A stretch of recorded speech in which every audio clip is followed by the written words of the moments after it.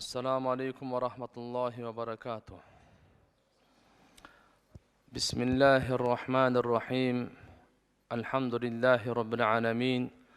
Wassalatu wassalamu ala ashrafil anbiya'i wal mursalin.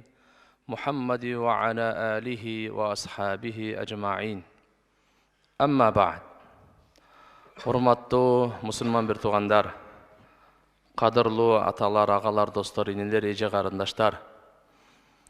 Allah subhanahu wa ta'ala İslam dinin жашоону таза, бактылуу, нурлуу өткөрүш үчүн берген. İslam dinin Allah subhanahu wa ta'ala ахиреттеги түбөлүктүү дозоктон сакталып, түбөлүктүү бейиштен орун алыш үчүн берген.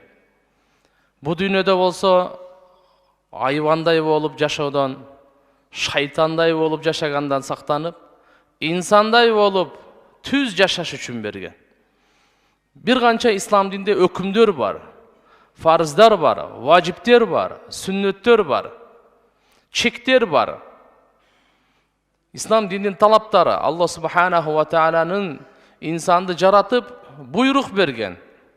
Al buyruğunun arkasında mingdegen danışmandık, mingdegen paydalar jatat.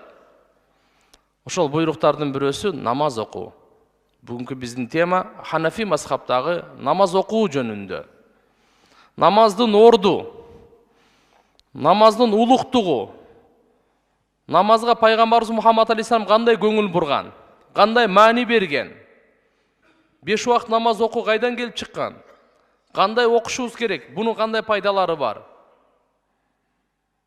Allah subhanahu wa ta'ala'nın buyruğu aqimus sola, namaz okugula deyip, asmanda farz bolgon, жерде фарыз болгон бардык өкүмдөр жерде болсо намаз Алла субханаху ва таала асмандан фарыз кылган. Болгондо да 50 мал болчу. Муса пайгамбарды сурангандан кайра азайтып 5ке түшүрдү. 5 убакыт намазды Алла таала бизге зулумдук кылыш үчүн, мойнубузга бир жүктү жүктөп коюш үчүн берген жок. Күнөөлөрүбүздү кечириш үчүн берди. Алла менен сүйлөшүп туруш үчүн берди. Дуаларды кабыл кылыш үчүн берди. Ырыскыбызга береке бериш үчүн берди. Günöөлөрдөн токтотуш үчүн берди. Абийирсиздиктен токтотуш үчүн берди. Дозоктун отунан куткарыш үчүн берди. Кыямат күнү эсеп китеби жеңил болсун деп берди. Бейиштин ачкычын колуна карматып коеюн деп берди. Бул намаз. Алла Тааладан жардам сурай тургандын жолун колубузга берип койду. Алладан кайсы жардамды сурайсың? Өмүр сурайсыңбы, ден соолук сурайсыңбы? Я айюхаллазина аману истаину бис-сабри вас-сала. Allah Taala'dan jardam suragıla, жеңиш сурагыла, ийгилик сурагыла, бакыт сурагыла, ынтымак сурагыла, тазалык сурагыла, адилеттүүлүк сурагыла. Allah Taala'dan сурагыла, эмнени сурасаңар, кайсы нерсени сурайсың? Оюңда эмне бар? Намаз аркылуу. Намаз, инна-ссалата танха анил фахшаи вал мункар. Чындыгында намаз бардык арам нерселерден, күнөө, кылмышкерлик бардыгынан токтотот. Уятсыз иштердин бардыгынан токтотот. Ошон үчүн пайгамбарыбыз айтты да, исламда намаздын орду адамдын денесиндеги баштай. Колу жок жашашы мүмкүн, бөйрөгү жок жашашы мүмкүн, путу жок жашашы мүмкүн, көзү жок жашашы мүмкүн, кулагы жок жашашы мүмкүн, тили жок жашашы мүмкүн, башы жокчу. Кудум ушундай да dedi. Namaz bir günde Allah subhanahu wa ta'ala 5 жолу farz kıldı.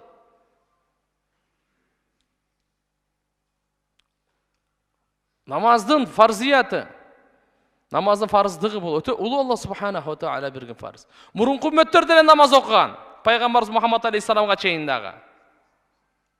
Bирок bizde Muhammed Aleyhisselam'ın ümmetinin namazı tolluk namaz. Бұл періштелердің ибадатының жинағы, періштелердің ибадатының жинағы, кейбір періштелер Алла Таала жаратқан сәждада, қиямат күнге чейин башын көтөрбөй деген. Кейбірлерін жаратқан рүкүдө, қиямат күнге чейин рүкүдө. Кейбір періштелер қадада, қиямат күнге чейин қадада. Кейбір періштелер қиямда, қиямат күнге чейин қиямда. Намаз, субханалла, намазы оңолгон адамдын жашоосу оңолот. намазы бұзылғандығын жашау. Пайғамбар саллаллаху алейхи салату имаду дин, бұл диндин түркүгү. Диндин түркүгү. Ошол түркүктө дин турат. Фаман акамаха фақат акама дин. Ким аны түркүктү тургузса, динди тургузду, намазды тургузган, динди тургузду. Ваман хадамаха фақат хадама дин. Намазды кыйраткан, динди кыйратты дейт ал. Талкалады ал. Намаз эч качан биздин жеке жашообузга, коомчулукка, үй бүлө, экономик кайындай болбосун тоскоолдугу жок экен. Бизге Алла субханаху ва тааля ошо жакшылыктарды бериш үчүн намазды берсе, биз аны кайра жүз кайтарып, же болбосо кош көңүл болот экенбиз. Бирок намазыбыз намаздай болсун. Ан үчүн биз намазга мээнет кылышыбыз керек. Намазыбыз жандуу болсун. Бизди күнөөдөн токтото турган деңгээлде болсун. Уурлуктан токтото турган деңгээлде. Чакымчылыктан токтото турган, жалган сүйлөгөн токтото турган, коррупциядан токтото турган, абийирсиздиктен токтото турган, зынадан, кумар ойно, арак ичкенден, бөлүнгөндөн, кандай гана жамандан токтото турган деңгээлде биздин намазыбыз болсун. Ага намазга хушу хузу дейт. Алла субханаху ва тааля айтат: "Кад афлахал муъминун аллазина фи салатихим хашиун." Кайсы момундар ийгилик тапты? Кайсы момундар бактылуу болду? Намаздарында коркуп окугандар. Намаз окуганда дүйнөнү ойлобой окугандар. Ахиретти ойлонуп окугандар. Намаз окуганда махлукту ойлонбой Алланын алдында турам деген ойдо болгондар.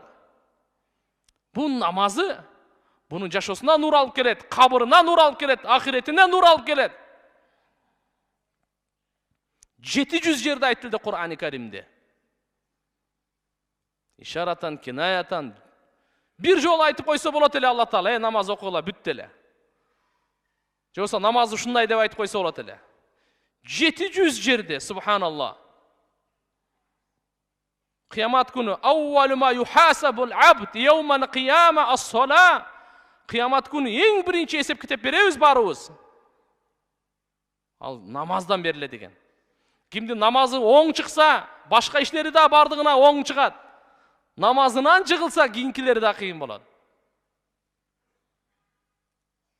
Мифтах ас-сала ат-тухур. Пайгамбар саллаллаху алейхи ва саллям айтканы, намаздын ачкычы тазалык деди, тазалык. Биринчи таарат алабыз. Истинжа кылса истинжан кылат, улуу зара, кичи зара кылган болбосо daarатта келип, daarаттын 4 фарызын аткарабыз, сүннөттөрү менен кошо.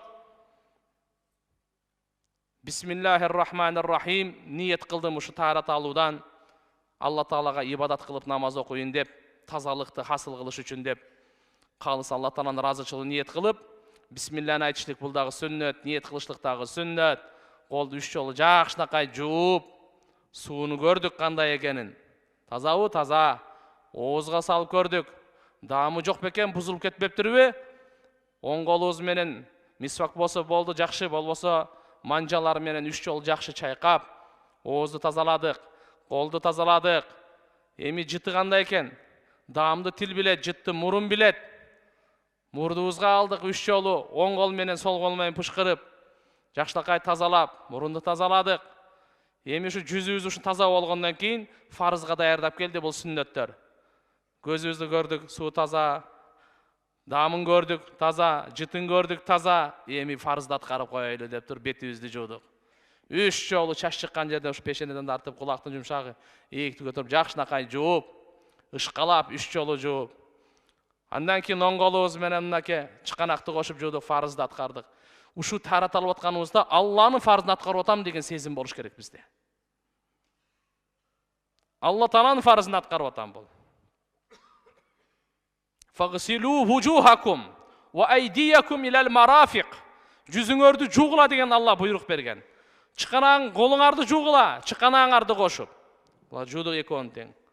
Колу башыбызга мас тартык баштыга. Вамсаху бируусикум, башыңарга мас тартыла Алла субханаху ва. Ва аржулакум илал каабайн, путту жуудук, ашыкты кошуп, манжаларды жакшынакай кылып, 3 жолу жууп таптаза болдук. 4 фарызын Алла субханаху ва аткардык. Алланын фарызын Алла Таала буйрук берди, ошон үчүн таарат алып атам десек, буга сооп болот. Буга күнөөлөр кечирет. Пайгамбарыбыз айткан, Пайгамбар саллаллаху алейхи ва саллям айткан, бирөөңөрдүн эшигиңердин алдында арык акса, дария акса, 5 жолу жуунуп турса бир күндө, денесинде кир калабы? Жок, эч кандай кир калбайт. Кудум ушундай 5 маалга тараталып намаз окуп турган адамдын эч кандай күнөөсү калбайт деген. Дажадагасы ушуга чейин пайгамбарыбыз хадисинде келет, акыркы тамчы, акыркы күнөөнү алып жерге түшөт деген. Адамды ооз чайкаганда ооз менен кылган күнөөлөр, бетти жууганда жүз менен, көз менен кылган күнөөлөр, колду жууганда кол менен кылган күнөөлөр, путту жууганда пут менен кылган күнөөлөр, ушулардын баардыгы кечирилет. Акыркы тамчы тырмактан тамчылаганда акыркы күнөөнү жерге алып түшөт дейт. Эми денени го тазаладык. Денени тазаладык. Намазга келатабыз. Эмне деп? Рухту тазалайлы эми. Жүрөктү тазалайлы. Бирок кандай дененин тазалаганына, дененин таза болуусуна таарат шарт суунун менен. Адамдын канын тазалаштыгына, ортобуздагы мамиленин тазаланыштыгы шарт. Бирөөнүн акчаны алып бербей жүрөс. Мошенник, аферист деген аттарды кетти. Жалган сүйлөп жүрөс. Каны бузулган буну, каны бузулган. Кайры бузулган? Каны айныган бунука, айныган. Мейли, банкрот болуп калды, кембагал болуп калды, бул өзүнчө бир нерсе. Бирок маталул гани зулмун. Бай адамдын шылтагы бул зулумдук дейт пайгамбарыбыз. Тигинтип мынтип мына бизнести кыла коюн, тигинтип кыла коюн деп. Бул адамдын каны. Ошондуктан алымдар айтат, денени тазалагандан кийин дененин ичиндеги айланып аткан, жүрүп аткан канды да тазалагыла. Анан намазыңар намаз болот дейт. Кыскасы намазга келдик, субханаллах. Күнүлө бар. Тазалан пайгамбар саллаллаху алейхи вассалам айткан дуасы Аллахумма жa'alni minat tawwabin ва ja'alni minal mutatahhirin. Тоба кылуучулардан, таза болуучулардан кылгын я Аллах. Таратал бүттүк асманды карап, ашаду ла илаха иллаллах вахтаху ла шарика ла ва ашаду анна Мухаммадан абдуху ва расулу деген сөздү айтып койсок, бейиштин 8 эшиги тең ачылат. Кайсынысынан кааласа кире берсин дейт. Ал акчага, долларга ачылбайт бейиштин эшиги. Тахарат алып туруп асманды карап шахадатты айтканга ачылат. 8 эшиги. Намазга келди. Намазда албетте ихтилафтар көп. Бирок бизде бир чоң кемчилик бар. Бардыгыбызда турган жакшы угуп алайлы, башкаларга жеткирип барайлы. Аллаху акбарды айтпайлы, кулак кагып намаз башта берди да. О намазы болгон жок бечаран. Биринчи фарз бул. Аллаху акбар деп намаздын ичиндеги. Албетте сыртындагы фарздар, ниет бул намаздын сыртындагы фарз. Уакыт намаздын сыртындагы фарз. Кыбланы караш намаздын сыртындагы фарз. Дененин, кийимдин, окуй турган жердин таза болуштугу намаздын сыртындагы фарз. Бирок намаздын ичиндеги биринчи фарз Аллаху акбар, такбир тахрима. Эгер Аллаху акбарды айтпайлы кулакты кагып эле келип алсаңыз, намаз болгон жок. Кийинки такбирлер бардыгы сүннөт. Рукуга барганда, саждага барганда Аллаху акбар деп атпайбызбы? Булардын бардыгы сүннөт, бирок биринчи такбир, такбиратул ула. Биринчи такбир, такбир тахрима деп коет буну. Арам кыла турган такбир. Эмнени? Адал дүйнөдөгү иштерди утурундук арам кылып койду. Жегенди, ичкенди, басканды, уктаганды, бирөөгө саламдашканды, саламга жооп бергенди, жакшы эле сөздөр. Бирок азыр сиз Аллаху акбар деп намазга киргенден кийин ушулар арам болуп турат сизге. Убактынча арам болуп турат. Ошон үчүн такбир тахрима деп коет. Дүйнөнү Аллаху акбар таштадыкпы? Дүйнөнүн пикирин дагы таштап коелу. Дүйнөнүн камын дагы таштап коелу. Дүйнөдөгү адал нерселерди арам кылып өзүңүзгө Аллаху акбар деп намазга кирдиңизби? Эми арам ойлордун бардыгынан таштап коелу. Болбоду дегенде намаздын башынан аягына чейин Аллахтын алдында турам деген сезим бизде үзүлбөсүн. Мына ушуга биз концентрацияга машык кылышыбыз керек. Ушуга мээнет кылышыбыз керек. Ушуга акылыбызды топтошубуз керек, жыйнашыбыз керек. Бу шайтан алып кетет. Аллаху акбар деди, жайлоого кетти да бу. Аллаху акбар бирок контейнерде отуруп алды. Намаз бүттү, контейнери бүттү, ачып бүттү. Каяка гана алып кетпейт. Ошондуктан эмнени окуп атабыз, ошонун аркасынан түшөйлү. Алхамдулиллахи роббил аламин. Ар-рахманир рахим. Малики яумиддин. Аркасынан. Эмнени айтып атам, аркасынан. Эмнени окуп атам? Субхана роббиял азим. Субхана роббиял а'ла. Аркасынан. аттахияту лиллах, уассалават, уаттайибат. Эмнени айтып атам? Аркасынан. Ошондо биз шайтандын азыркындай азгырып бизди алып кетип, бир ааламды кыдыртып кайра алып келбейт да, ойнобойт биз менен. Эми ошо Аллаху акбар деп тил менен айтышлык бул фарз. Колду көтөрүшлүк важип. Бирок кайерге чейин көтөрүшлүк ихтилаф. Бирөө бул жерге чейин, бирөө бул жерге чейин, бирөө бул жерге чейин, бирөө таптакыр эле көтөрбөй эле коет, эмне болсо ошол болду. Ушундайлар да бар. Бирок биздеги Ханафи мазхабда ушу хадистердин бардыгына амал болсун деп, кулактын тушуна чейин көтөрөбүз. Кулактын тушуна чейин. Алаканды кыбланы каратабыз. Алаканды бири-бирине каратпайбыз. Учураштырбайбыз. Кээ бирлер мындай айтат, Аллаху акбар. Андай эмес, Аллаху акбар. Алакан кыбланы карасын. Ачып албаңыз, жумуп албаңыз, муштумдап албаңыз. Кээ бирлер мындай да бар. Аллаху акбар. Жок, карагыла. Пайгамбар саллаллаху алейхи вассалам кандай бизге үйрөтсө, ошондой кылайлы. Буга жооп болот. Алакан өзүнүн абалында өтө мындай эмес, өтө бийик эмес, өтө кыска эмес, мына кулактын тушунда кылып туруп, бармак кулактын жумшагына чейин да жакыныраак болсо, сөз тийгизишлик ал фарз эмес бул. Тушуна чейин болсо болду. Тушуна чейин. Аллаху акбар. Фарзды да аткардык, важипти да аткардык, сүннөттөрдүн бардыгын аткардык, мустахабын да кошо аткардык. Мен бунда мисалы далына чейин көтөргөндөр бар. Аллаху акбар. Бундай да хадис бар. Бундай да хадис бар. Кулагына чейин көтөргөн, бундай да хадис бар. Кулагын учуна чейин, манжалардын уштары кулагын учуна чейин көтөрүлгөн, бундай да хадис бар. Имам Азам Абу Ханифа рахматуллаху алейх ушул 3 хадиске чогуу амал болсун, бир хадисти да таштап кетпейин деп, кулактын ушу уштарына манжанын уштары, алаканыбыз болсо кулактын тушуна, ал эми алаканыбыздын башы болсо далдын тушуна, ушунун баардыгы туура келсин деп ушундай. Мына Ханафи мазхабы. Аллаху акбар дедикпи? Болду, эми көздү контроль кылайлы. Адамдын өзү көзү кайерде болсо өзү ошол жерде. Көзү кайерде болсо себеп көз алып качып кетет тияка бияка. Ошондуктан сажда кайерге кылабыз, ошол жерде карап турайлы, башка жакта эмес. Сажда кылган жерди карап, Аллаху акбар дедик. Колубузду болсо киндиктин алдына, оң колду сол колдун үстүнө астына коебуз. Ваил ибн Хужр радыйаллаху анху айтат, мен пайгамбар саллаллаху алейхи вассаламды көрдүм. Ядау яминаху аля шимали тахта сурра фис сала. Пайгамбар саллаллаху алейхи вассалам оң колун сол колдун үстүнө коет эле, намаздын ичинде киндиктин астына коет. Бул жерде да киндиктин үстүнө, киндиктен жогору, көкүрөккө, жүрөк тарапка койгондор. Ихтилаф башка да толтурамыз риваяттар бар. Кээ бирлер саплагырлы шия туугандар колу мындай алып. Сиздер талаша берип аягына кояйын эми, лучше мындай да кояйын деп мындайлар дагы бар.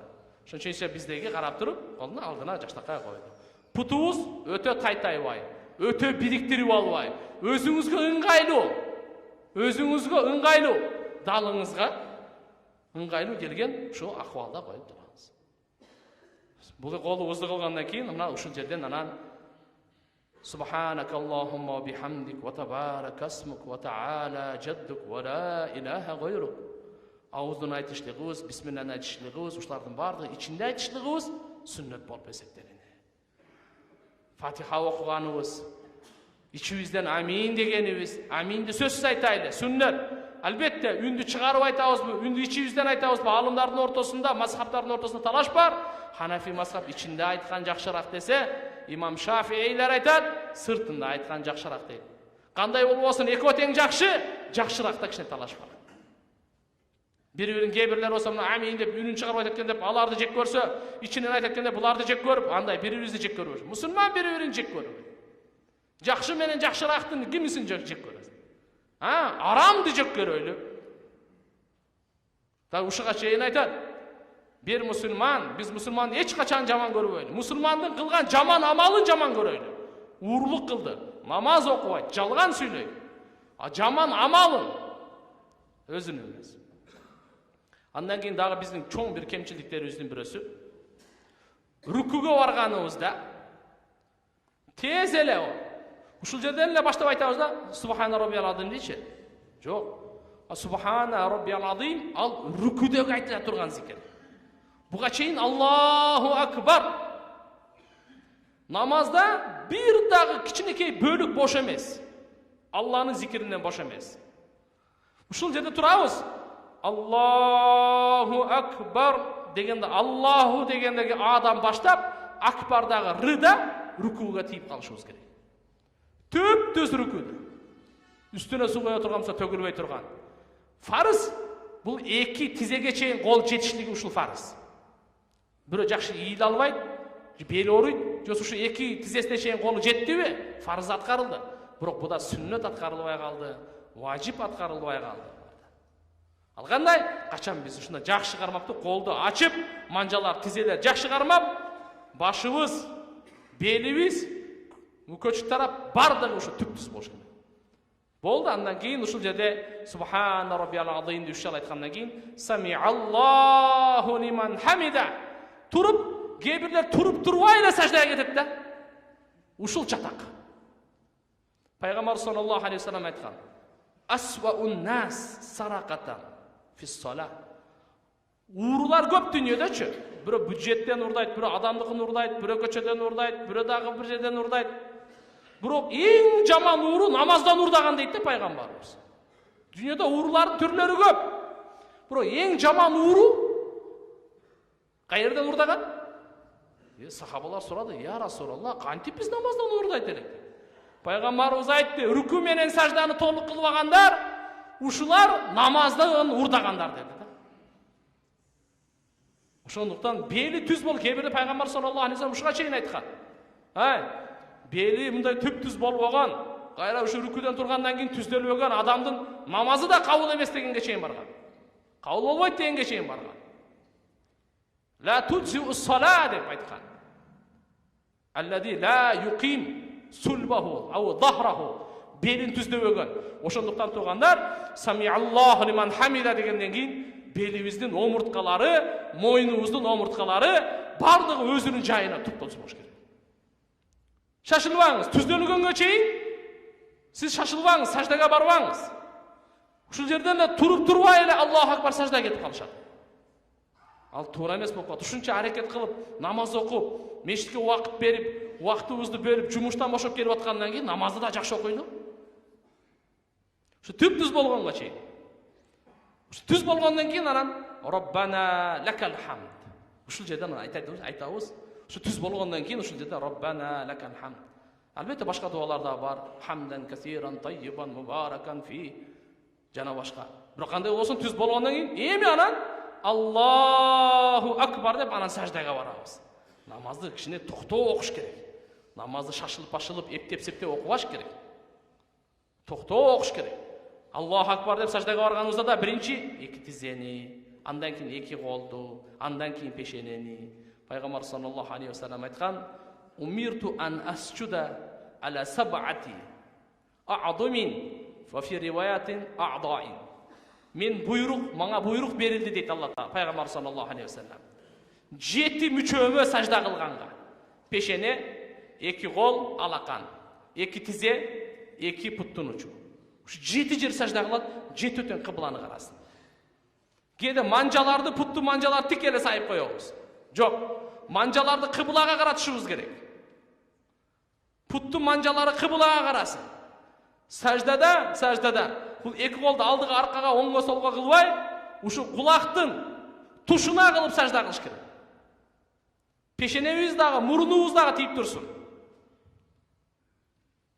Алланын алдында сажда кылып атам. Аллага эң жакын учур бенденики саждада дейт.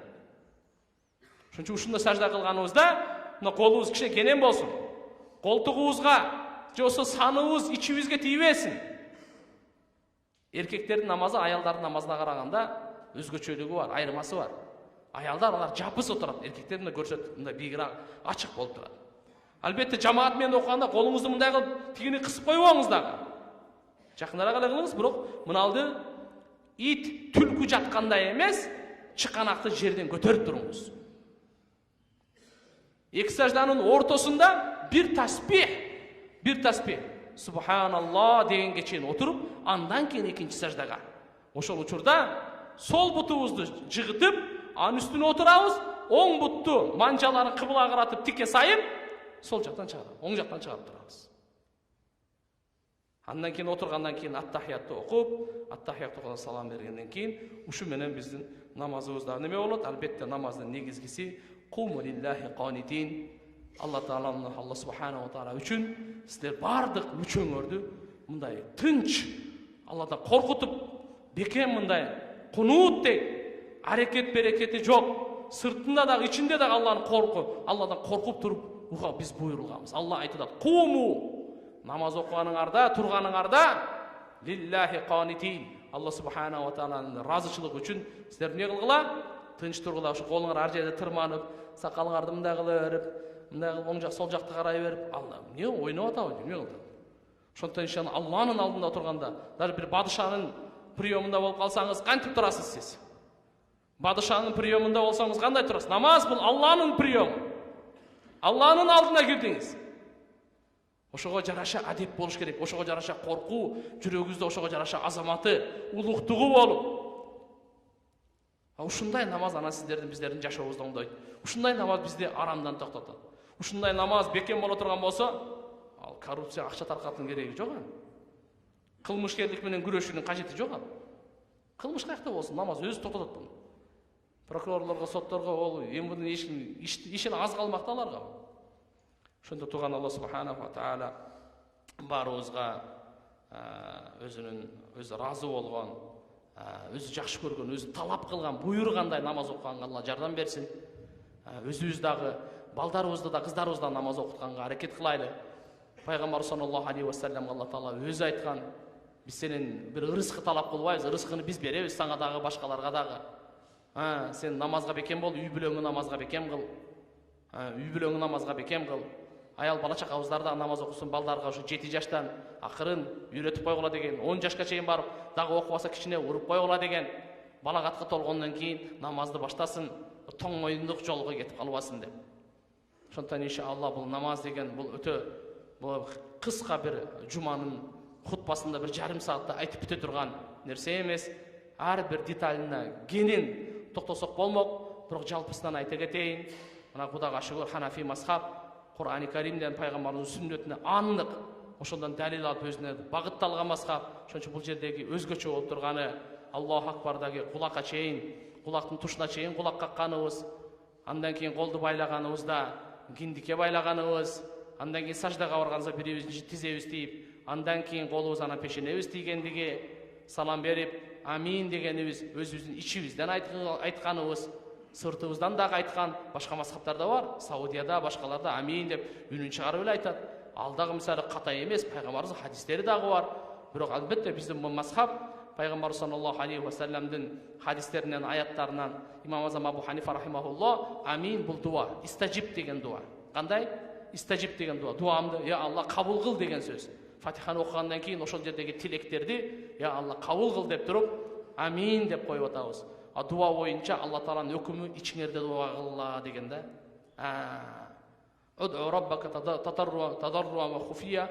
Алла субханаху ва таалага жалбырап жана ичиңерден дуа кылгыла деген буйруктун негизинде Абу Ханифа рахимахулло бул дуаны ичинде кылган жакшыраак деп койгон. Имам Шафии сыртында айткан жакшыраак деп. Сыртында айтканга деле ушул жерде кыйкырып, советский көчөгө чейин жеткире турган кыйкырбагыла. Ушу экинчи адам уга турган эле болсун амин деп неме кылганда.